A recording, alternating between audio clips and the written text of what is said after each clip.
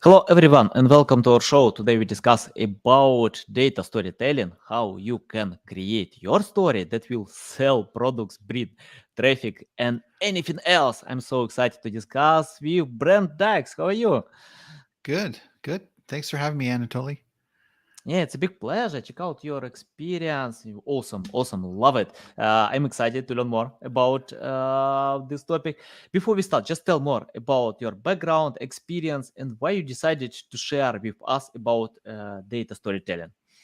Yeah. So my background is actually in marketing. So I started in marketing several years ago, got into data, and then I found my passion was working in analytics. So I was a consultant at a company called Omniture, which was acquired by Adobe, and I spent 8 years in consulting, working with different Fortune 500 companies, and then another 4 years as an evangelist for the Adobe Analytics platform. And then after 12 years at Omniture slash Adobe, I left and went to a company called Domo, which is in the cloud BI space, and worked there for 4 years. And then did a year at an agency called Blast Analytics, starting to build out data storytelling because I'd basically written this book, Effective Data Storytelling. And Mm-hmm. so that was a lot of my experience and exposure to data storytelling. It was a topic that I actually pitched to our conference. At Adobe, we had a conference every year.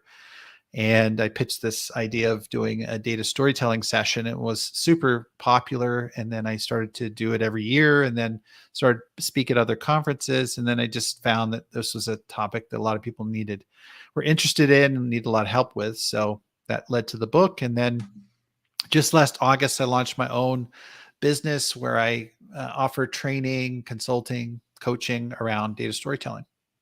Mm-hmm. Nice, nice. Love it. Uh, I'm interested about your experience cooperating with Fortune 500 companies. Can you tell what is the main difference to cooperate with such companies that probably have, I think not probably, they have marketing departments, have own marketers, but how you can help them when they have own experience, resources to create marketing campaigns? That means you need to provide something new and unique. Can you tell more about that? In terms of data storytelling, I mean, I think a lot of organizations have data. And so, in the sense, marketers could leverage a lot of data to tell interesting stories to their customers. And I think that there's ways in which companies can share trends, can share patterns, things that they're seeing across their customer base, and help to use that in marketing. So there are opportunities to use data stories in marketing, and I think it's just another way. It could be something unique.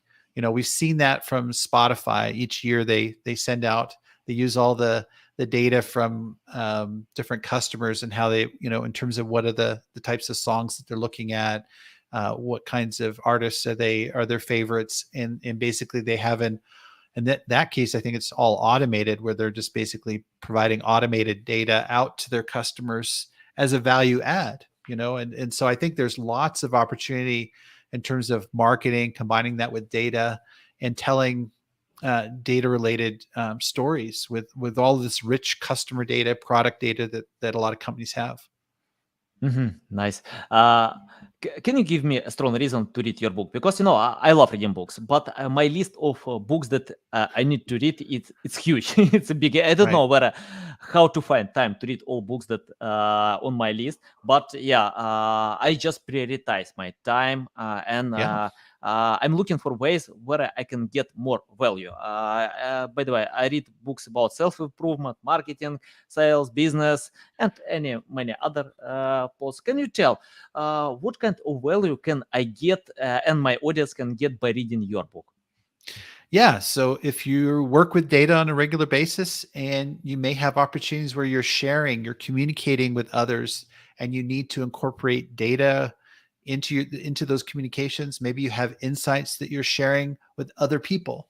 That's going to be, if those are situations where you are communicating data to other people on a regular basis, that's where my book's going to help you. And so I get into how can you do that in an effective manner. And I cover in my book the three main pillars, in my view, of data storytelling.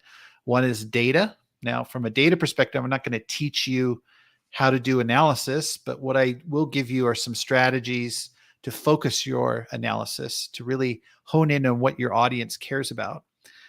Then narrative. Narrative is a big part of data storytelling. That's how do we take all of this information that we have, and then how do we construct it in a way that's going to really connect with people and engage them. And then the third element are visuals. So a lot of times we're working with charts and data, and we may not know what's the best way to really convey meaningful insights with charts. And how do we build those charts, and how do we put the messaging or the storytelling with those charts? And so combining those three things are things that I talk about in my book. Now, I like to understand how things work. And so I look at the psychology behind why data storytelling is impactful, and how it makes a difference, and how people make decisions. And sometimes we think, oh, data speaks for itself. Well, it doesn't often speak for itself. It does need a data storyteller to really bring that story to life, and really present the information in a compelling way. So that's my pitch to you, that if you want to improve how you communicate with data, then my book's going to help on that front. You got it, me. You got it. You know how to sell books. Okay. I wanna ask about getting data. I often see when marketers rely a lot on tools. They skip many. Different other methods that take so much time. When you need to spend time on social media groups to speak with sales departments. Can you tell how to find the right data, and how to filter out data that you don't need, and which data will help to I don't know, to create the right marketing campaigns and create content? Yeah, I think in terms of choosing the right data, it comes down to understanding your target audience, and really understanding. I mean, that's marketing 101, right? That we need to understand our audience. But if we understand what are the goals that they're driving towards, what are the what goals do they have, what interests do they have, what needs do they have, the more we understand that, then we can pick and choose what data is going to really connect with them, right? So that a lot of data storytelling is all about how well do we understand our audience. We want to focus on things that are important to them. So in my book, and this is probably more directed at internal audiences, but I think you could direct this also at external audiences. And so there's four dimensions that I focus on. I call it the 4D model, and it's all about the audience. So the first dimension is, what are their challenges? What is the problem they're trying to address, right? And so that might be where, if we really understand what challenges they're facing, that's how we can connect our product or our service to that challenge. We also need to understand, okay, so they have this problem or challenge. The second dimension is, okay, what is the outcome they're trying to drive? And so that might be, are there certain goals or targets that they're trying to achieve? What's their desired future state look like? So if the problem and challenge represents their present state, what is the desired future state? And then how can we get them there? That's another key dimension. The third dimension is, what are they doing today to move from the present state to the future state? So they're investing in different areas. They have different actions they're taking. So these are places where they're spending budget. They've got resources. They're spending their time. And the better we understand what those activities are, the better we can understand whether we can help them and how we can help them. And then the fourth one, especially when it comes to data storytelling, is, okay, what are the metrics? How are they measuring success? How are they measuring their performance? And how can we tie into how do we help them on those metrics to improve? And that could be simple things like ROI. It could be return on ad spend. It could be, lead, cost of leads, different things that they're trying to optimize. How can we help on those different metrics that are meaningful and impactful? So I think if we can understand for each audience, each target audience, those four dimensions, then that's going to put us in a better position to figure out what stories we should be telling and what's going to really resonate with them. Love it. Uh, can you tell more about technical aspect? For example, I understand that we need to consider all these 4 points, but how to gain this data? What kind of tools or methods we need to use to gather data? And because for example, I understand that we need to understand our target audience or probably to create a buying persona, but how to get the right data? I mean, like about technical aspect. Yeah, I mean, I think it starts with understanding, okay, if we're launching a campaign, if we have a website, if we have an app, it's all about Mhm. measurement, right? And so a lot of thought needs to go into, okay, if we have this website or we have this campaign or we have this app, what is it that's important? What are we trying to drive towards? And so a lot of times that data is going to be collected in different um, tools like Adobe Analytics, Google Analytics, Amplitude. I mean, there's lots of different tools out there that measure different interactions that customers and visitors are having with our different content. And so part of it is understanding the volume of interactions, but then also establishing, okay, there is certain content, maybe there's certain actions that we want them to take. Maybe that's viewing a video. Maybe that's clicking on a banner ad. Maybe that's purchasing a product or I don't know if I said viewing a video or something, but there's all kinds of actions that we can identify. And then obviously then we have to do the effort to actually track those, make sure the tracking is in place and capturing those events that are occurring.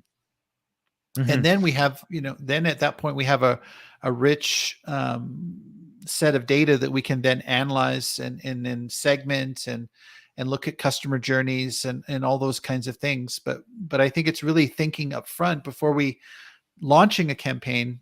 I think we need to figure out what are our goals? What are we trying to achieve with this content? What are we trying to achieve with this campaign?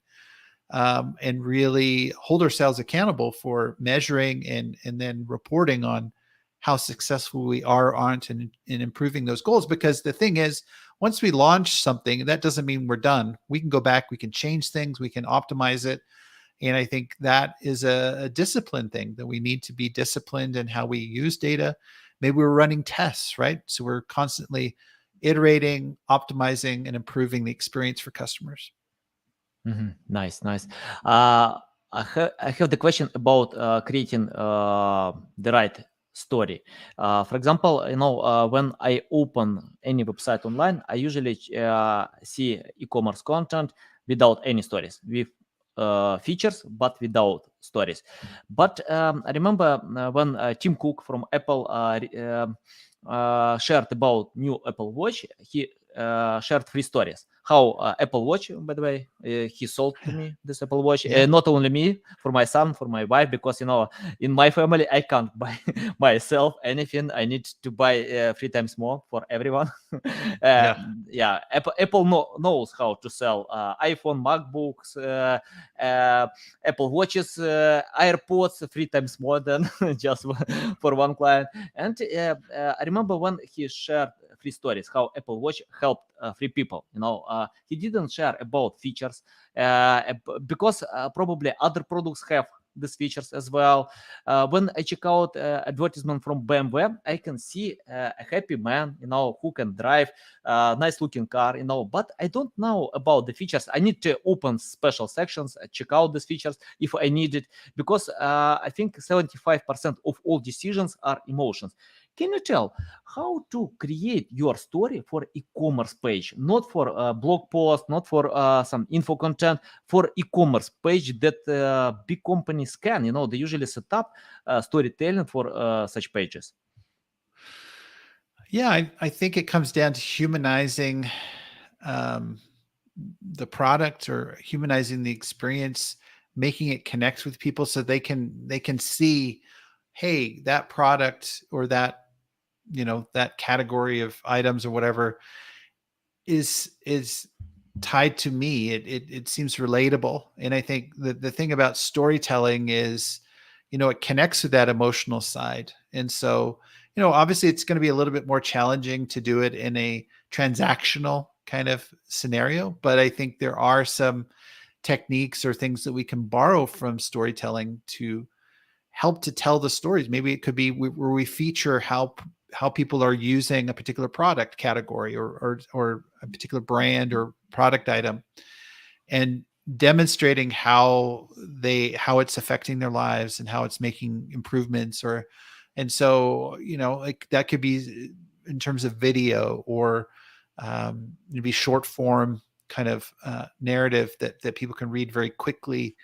And maybe, when it goes down to the product reviews, making sure that you're curating and making sure that the most compelling product reviews are highlighted and are available to people so that it connects with them and they can see, oh, wow. Okay. So Peter, loves this product, and I can see he's very similar like me. He's using it for these particular purposes. That seems relatable, And so I don't know. I think there's different ways that you can bring the storytelling around products in. And I think you have to be strategic. You can't do it for all products. I think you pick and choose, maybe you go through and from an e-commerce perspective, look at which product categories or which particular products are really hot or popular or good profit margin. And then really invest in telling stories around those products. And again, you wouldn't do it everywhere, but maybe strategically it makes sense to make that investment. And who knows, it might increase sales, and that would be the test. We'd want to run a test and make sure that, we're not getting in the way of their transaction, but that the storytelling is actually helping. And maybe you might find some cases, some products or some product categories, it's more effective in those and not as effective in others. But that's where I think the test and learn approach is really important. Can you tell more about testing, how to provide this test? I mean, like we need to create different landing pages or anything else? Yeah. I mean, a simple test would just be an A/B test where you take the control, which would be just typically how you have your product pages. You've really not injected any storytelling into them. And then you have a test where you run another version of that product page or that category page, whatever level you're doing it, and then inject the story. And then maybe it might be, again, you might have to iterate on that. Maybe you try it with a video, maybe you try it with an image, maybe you try it with some more text. And so there may be some iterations that go on, but ultimately you're testing against the control. The control would just be how it typically is today. And then obviously, as you're testing some storytelling components, you may want to test certain components and see which ones are really resonating, working for your audience. But yeah, it's just comparing against the control. Yeah, love it. I want to ask you, especially you wrote a book. For me, I love reading books. It's my passion. Can you tell how to create the right story, that will touch your audience, that people want to read? Because I know it's not simple, especially if you have no experience. And I have clients, big clients, by the way, they can sell a lot. But when I tell them you need to create story, you need to create content, you can reply to me, I have no time with that. I have no experience. I need to create, develop, and innovate my products. Tell how to create a story if you have no experience. Do we need to hire someone else who can do it to learn about our brand, or is it possible to do yourself if you know exactly about your audience and your product? Yeah, I think it goes back to what I was saying about those 4 dimensions, making sure that you understand what are their challenges, what are the outcomes they're trying to drive, how are they interacting or trying to achieve that transformation, getting to their desired outcome. Obviously, from a data perspective, understanding those metrics. But once you kind of understand that you've got something that's meaningful that you think will connect with an audience, I think it is about maybe telling a story with every story. To simplify a story, you're going to have some kind of hook. There's going to be some kind of thing that's going to get their interest. And if we are telling a data story as opposed to just a regular story, but if we're using data as part of our storytelling approach, then that would be where we would have some interesting data point, that's going to, hey, did you know that 1 out of every 4 blah, blah, blah has this problem? Whoa, I Mm-hmm. didn't realize it was that big. Or, 3 out of 4, whatever, whatever the data is to kind of capture their attention. So all we want to do first is we want to get their attention. We want to get them hooked, right? And then from Mm-hmm. there, it depends on how big your story is. Some stories can be very short and some might take a little bit more. Obviously, in an e-commerce example that we were talking about, you're not going to have much time. It's going to have to be a very quick kind of story. Mm-hmm. So we have that hook. And then from there, we move up to what I call the aha moment, which is the big climax. That's the main takeaway. Like, okay, so 3 out of 4 people struggle with this. And we found that this new product has, again, using data, I'll say, this product has been shown to resolve this condition or this issue in 80% of people, Mm-hmm. at a much higher rate than any other product, and then all of a sudden, oh my gosh, this is great. And then, and today, maybe then you follow it up with some call to action where it's like, okay, today we're offering a special. Maybe we're promoting it, sign up today and you'll get some kind of coupon or option, discount or something like that. I mean, you don't have to do that, but the main thing is just getting people interested and aware, educating them, taking on some kind of experience where they're learning, they're growing, they're engaging with us, and that's the power of storytelling. It often what we're doing a lot of times is, our if you've read the book Thinking Fast and Slow by Daniel Kahneman, he's a behavioral economist, and he studied how the human mind works. And we have these 2 systems, system 1 and system 2. And system 1 is the intuition. That's really the unconscious processing of information that we receive. And it's very intuitive and it reacts to information as it comes in. Well, we also have our system 2, and that's the conscious analytical kind of typical kind of processing. But system 1 plays a big role in quickly identifying patterns and looking at heuristics and developing narratives. It's trying to make sense of the world around us. And so the great thing about a story is it provides this system 1 with a narrative that's already pre-built. It's here's how you can make sense of this. There's this challenge you might be having, and this product's going to help you to overcome that. And so the narrative is really a gift that we're giving to people to, hey, you can understand this better. You can understand this problem or this challenge you may be having, and we're going to provide you with a solution. And so that storytelling really connects with the emotional, the intuitive side of people's brains. And it's very powerful. So valuable. Yeah, love it. You remind me 2 books. Joe Sugarman wrote the book 40 years ago, and he shared about you need to catch attention when someone opens your content, started to read. And the second book, Whiteman, and he shared some practices how you can hook this attention. Can you tell? I know it's not simple to catch the attention. You need to provide a strong reason, to read the whole content. And 80% of users usually leave for a few seconds without any regret. Can you tell how to hook them, how to catch their attention, and give a strong reason to consume the whole content? Yeah, I mean, I think it's about thinking about what could really, you want to have something that's relevant, that ties into a challenge or an opportunity that they're interested in, right? So it goes back to understanding the audience. I mean, that can be said enough.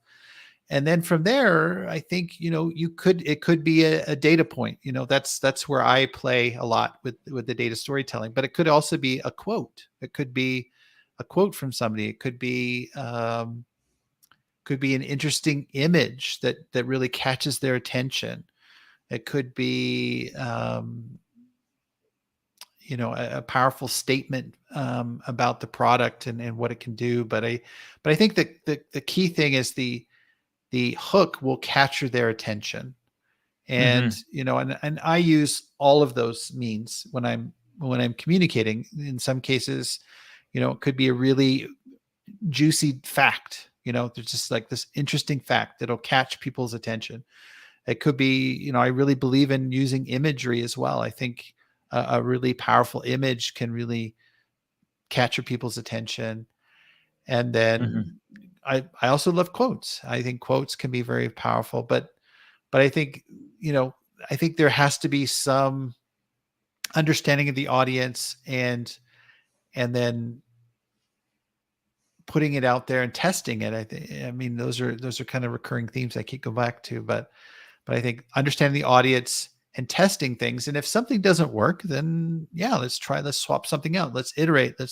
I really think, modern marketing is about iteration. It's not about launching a campaign, launching some content and letting it ride for 3 months and then evaluating what happened. No, it's like in the first day, the first couple days, the first week, quickly staying on top of the data, making sure we're analyzing is it effective? Is it not effective? Do we need to change the copy? Do we need to change the image? Do we need to change the offer? Do we need to change? All of these things are things that are in the control of marketers. And I really think it's, staying on top of the data, analyzing that data, and then making small iterations can be very powerful. Nice, love it. Okay, I have the question about crafting the content. Can you share some tips how to create the story? For example, if we are talking about Apple, Tim Cook shared 3 stories. I think he can share 3 million stories, because Apple is so popular. But for a new brand, if they have no audience, they created high quality product, competitive product, but they have no story. Can you tell what to do if you have no story and how to create this one? Yeah, I mean, if you have a product, hopefully you're talking to customers. Maybe you're doing focus groups. Maybe you're doing, maybe you've just launched your product and you have some loyal customers already. I think it can be really valuable to just sit down with customer. I mean, if it's a B2B situation, that may be easier to actually talk to people. In a B2C situation might be harder. And that might be where you need to do, focus groups, interviews. But I think that's really important to kind of start to mine examples of how are customers using your product, how interviewing them, finding out, gathering these stories. I think there are stories out there, and you could invent a story, but I don't think that's going to be as genuine, or you have the potential that maybe you're just fabricating, based on your own cognitive bias. You're like, oh yeah, customers are going to love it for these reasons, and that's what we're going to build a story around those reasons. But maybe you might be surprised. Customers may come to you with other benefits that they enjoy about your product, or other ways in which they're using it that you didn't expect. And I think that's part of that discovery process that, if you're launching a product, you need to talk to your customers. You need early adopters. You need to understand what's compelling to them. Why are they embracing your product? Why are they giving it a chance? What do they like about it? And maybe the feedback is they don't like your product. Okay, well then that's good too, because then we need to fix some things. We need to, maybe there's some areas that can be improved. So again, I think this is an important step to really understand your product, how customers use it. And then as you start to see some patterns or trends where it's like, oh, they really seem to like it for this specific purpose, and they've used it. Maybe some customers share how they've used it and how it's benefited them. And then maybe you can, with permission, maybe you can share those as a testimonial. I mean, that's a super powerful story, a testimonial from a customer. That's probably like the top of the pyramid. If you don't feel you could use an actual testimonial, then maybe you anonymize it, right? Or you turn it into a representative example of a customer, not the actual customer, but a customer like this, and share that scenario or that use case or the benefit that they really like. But that's just me thinking out loud how you could maybe get the stories and leverage them. But I think you need to talk to your customers. You need to get that understanding, and there may be ways in which you can do that with a focus group as well. Yeah, got it. I want to quote something from your LinkedIn profile. Whether it's optimizing marketing initiatives, streamlining production costs, or enhancing sales performance, there are no limits to what we can do with data.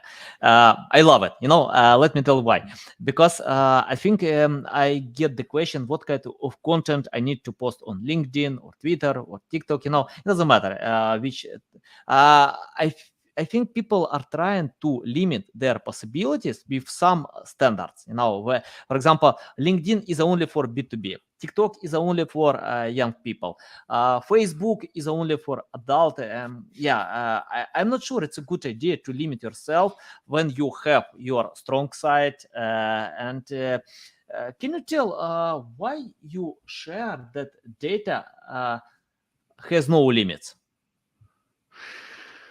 Well, I mean, I just see it as super powerful in terms of helping us to make smarter decisions, to understand our customers, understand our business. I mean, I just see it as grease, or oil that just going to make the whole machine operate better and more efficiently and more effectively.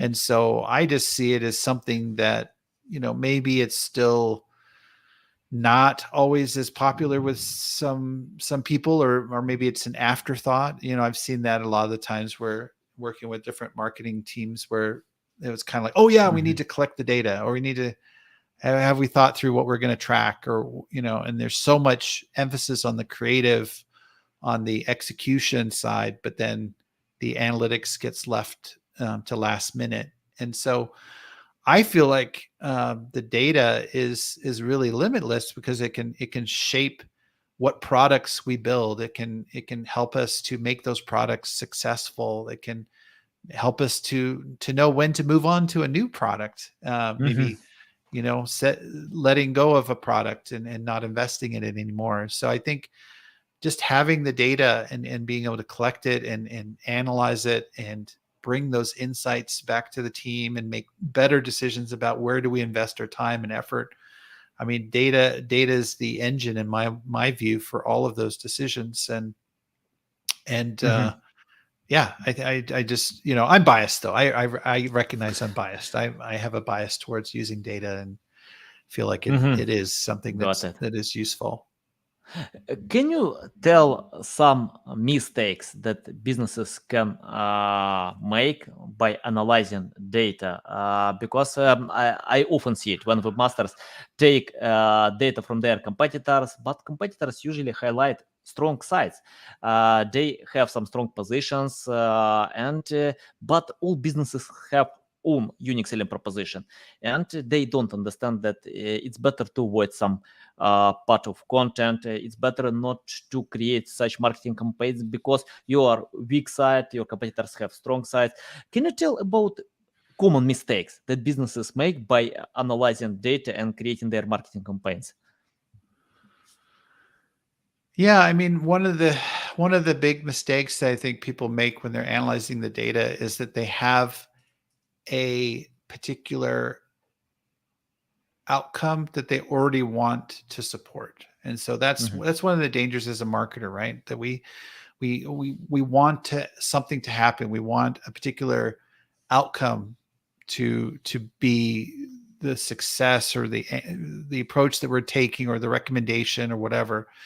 And so what happens is we then cherry pick the data to fit the agenda that we have. And so maybe we have a particular hunch, or maybe we have a particular approach we'd like to take, and then we cherry pick the data, the numbers, to support our approach. And that's dangerous, because when we don't take a wider view and really maybe look at data that conflicts, that maybe there's information that shows we shouldn't go into this marketing channel. But personally, we feel like, but I went to this conference and I saw that TikTok is the best, and I think we really need to do that. And so I think we need to go this way, and I'm going to get data that shows that we should do TikTok. Mm-hmm. And I'm going to ignore data that shows that maybe we shouldn't do TikTok because maybe our target audience is not in TikTok. And yet, we get the data to support our hypothesis, and we don't look at data that refutes our hypothesis. And so I think that's a big Mm-hmm. danger. Whenever we're trying to prove a point with data, unless we're open to maybe the data showing we were wrong, then we're not really using data the way it should be used, because the data can tell us a lot of interesting things about what we're doing, what's successful, what's not successful. And if we only want to hear what's successful and ignore what's not successful, then we're only getting partial value from the data. And maybe in some Mm-hmm. ways we're twisting it, we're manipulating it. And that's not good. I mean, I think we need to be open-minded, and we need to listen to what the data can tell us, and then we can learn. And if we Mm-hmm. are not listening to the data, then we're not learning. And and that's where we can set up big mistakes. We can set Mm-hmm. ourselves up for failure, because we don't want to listen to the data. And then eventually the data will come back. Okay, here you go. Here's what failed. Here's, and maybe that's after we've Mm-hmm. spent a lot of money on something. So yeah, we want to Mm-hmm. be careful. Yeah, love it, love it.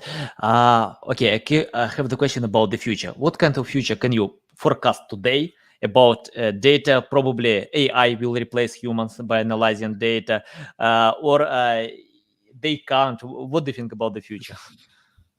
I'm kind of in the middle. I see a big role for AI and different technologies like that augmenting what we do on the data side. So I think I don't see technology completely replacing me as a data storyteller, because I think as a data storyteller, I'm going to understand the context. I'm going to understand the audience better. I'm going to be able to craft a more compelling data story than a machine could. But what the machine can help me as a data storyteller is help me to process a lot of information very much more easily and spot anomalies in the data, trends in the data, patterns in the data that I might not be able to spot on my own, because I would have to do that manually, and it would take a long time. Whereas I can feed a bunch of data into a machine, an algorithm, a model, and quickly come up with some different anomalies that are meaningful, and can kind Mm-hmm. of direct me in different directions. So I see it as a combination of the two. I see technology helping us to do a better job with our storytelling, do a better job with finding insights, and it can complement us. I don't see it as replacing analysts. I see it as complementing analysts and complementing data storytellers. Mm-hmm. Yeah, love it. Yeah, totally. I think today AI are not ready. Probably in the future we don't know. We will see. But today, yeah, of course, AI can help simplify experience by gathering this data. Uh, and I have the final question. Can you help people who wanna jump on this field, who wanna write their stories, learn more about data, probably to sell the service to others, or in the future to write their books? Can you lead them in the right direction? For example, if you start from scratch without any experience, skills, knowledge, what will you do to learn more about data? Yeah, I mean, again, if you're somebody who hasn't really had a lot of exposure to data yet, I think part of it is just doing what you can, getting some access to some data, analyzing it. It doesn't have to be in a fancy analytics tool. You can start with Excel. Everybody has Excel. Everybody has Google Sheets. These are tools that you can do, run some analysis, do some formulas, and as you get more and more complex, more and more comfortable with working with data, then you can graduate to doing more complex things. But I really believe that everybody can and should be doing some level of analysis on the data that they have, and it doesn't have to be big data sets. Obviously, if you have big data sets and you feel a little bit overwhelmed, it might be looking to an analyst and recruiting their help to kind of coach and mentor you, rather than handing it off to them. Say, I don't want to just have you do this analysis for me. I want us to do this analysis together. And I want you to Mm-hmm. kind of train me how to do this. And so for them, it means less work potentially because they don't have to do all the analysis themselves. You have to find the right analysts. Some of them may be less patient and less willing, may not have that nurturing, mentoring, coaching kind of mindset. But I think many analysts are want people to use the data that they've collected and want to empower them to be able to do analysis on their own. And so then they can kind of coach and mentor you up in the skills. And again, I don't think it has to be super complex. I think you can start with basic data sets using basic tools like Excel or Google Sheets, and you can start going down this path. And then eventually, as you start to find things that are interesting, I would encourage you to share those with other people and test your data storytelling capabilities, with your manager, or with a coworker, or maybe there's somebody else on the team that you can share your findings with. And then through practice, and you'll get more comfortable with visualizing the data and more comfortable with communicating with people and delivering and crafting the messages. So it's really a combination of maybe getting out there, trying to do some basic analysis, get support if you need it, and then practice. And I think those are the baby steps that you need to kind of get started with this. Awesome. Especially about practice, because I think it's the same. Like, I don't know, to read a book how to play tennis. If you can read 100 books how to play tennis, but if you don't play, you Right. can't be good. Yeah, good with that. I think exactly. I usually love spending time with learning, but in most cases I act, because any skills, people forget about new getting skills for a few weeks if they don't practice them, if they don't, especially some skills can be obsolete, some skills don't work for you. You need to check it out, to practice. Love it. Yeah. Brent, it's a big pleasure to get on my show, to learn from you. Tell our audience how they can reach out to you, learn more about you, follow you, and buy your book. Yeah. So book is available on Amazon, other retailers. You can connect with me on LinkedIn. I do a lot of posts on data and analytics and data storytelling. So LinkedIn's very good. You can follow me on Twitter at Analytics Hero. And and then you can check out, if you want to learn more about my book, I would encourage you to go to effectivedatastorytelling.com. That's a website I built for my book, and you can learn more there. And there's some blog posts, and you can see, I also write for Forbes. And so you can see a lot of the articles that I've written for Forbes reference there. So a lot of good content at effectivedatastorytelling.com. You can type the address of this book in private chat. Guys, if you listen this episode on Apple, Spotify, or Google, you can find all these links in the description below. I'll submit them. Follow Brent on LinkedIn, buy his books, because it's amazing. You can see that he shares a lot of valuable insights. So it's a big pleasure again, to learn from you, and listen us on Apple, Google, Spotify. See you next time. Thank you, Anatol.